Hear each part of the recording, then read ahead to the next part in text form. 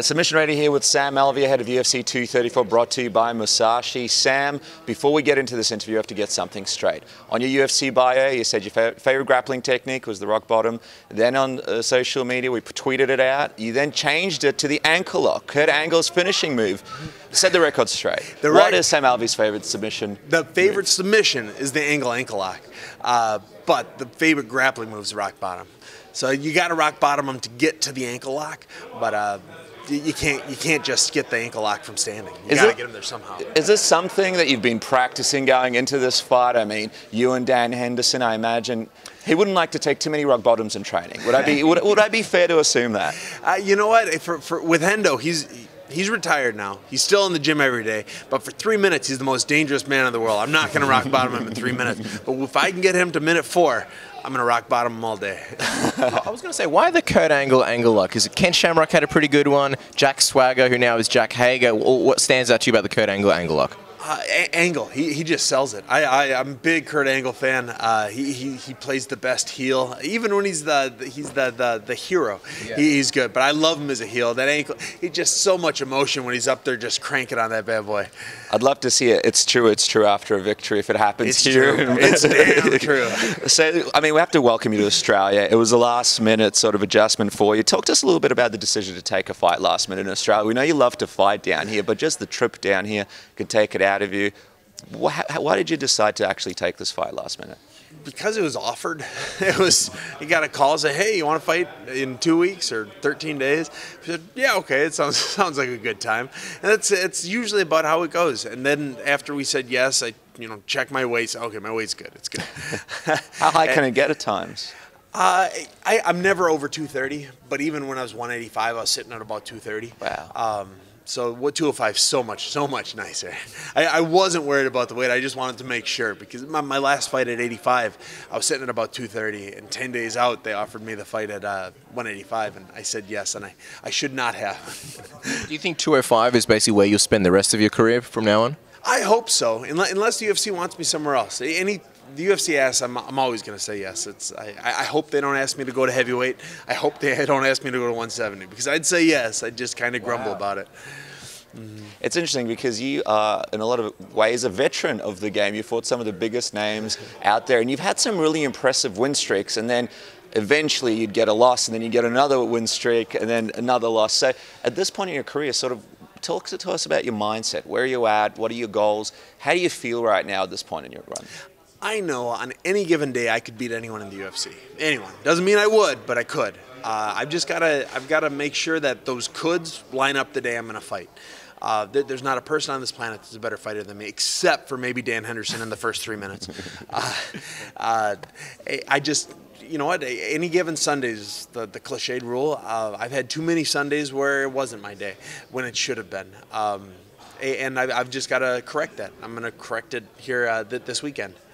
I mean, the criticism about Sam Alvey has always been that, he takes any fight, he comes out there, he puts on a show, but sometimes he doesn't use as much strategy in this fight. He'll move forward. Someone might land some punches on him. Have you heard people sort of criticize your game plan and your strategies? And going forward, do you sort of look to change things up a little bit against guys like Jimmy Crude, who are going to kind of go out there and just bring it? You know, the criticism I hear the most is I'm just too handsome. I hear it all the time. It's kind of frustrating. We've been tweeting it at you every week. I see it now in person. I'm more than just a pretty face. So I changed it up a little bit. Hopefully people will turn people off a little bit more. It's not working.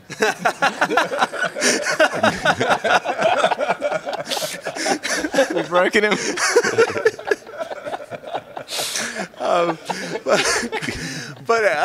Yeah, you know what? I've got over 50 fights. I have 34 wins, 10 losses, et cetera, et cetera.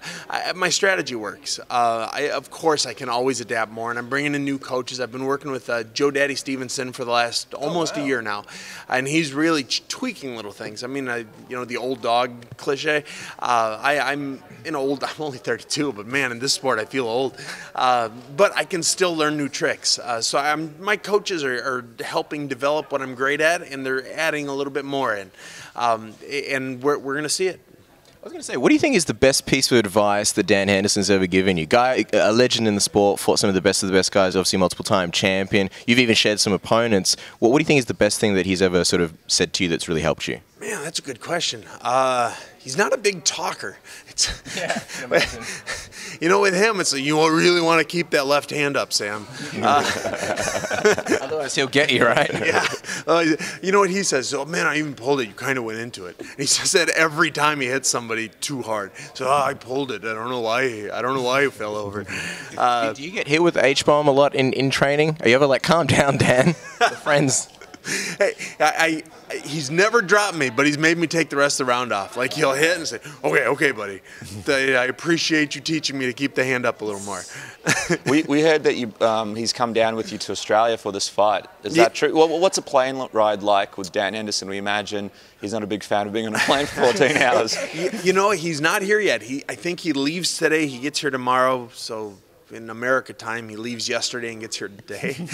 Yeah. I'm not sure. But so he'll be here before weigh-ins. He'll be around we'll get a little workout in together tomorrow night. I'm sure he's fine. He's flown almost as much as I have before he was a UFC legend, he was, an Olympian. So he's been around the world probably more than I have been. Prediction-wise, if you're going to this one against Jimmy, how do you see it ending?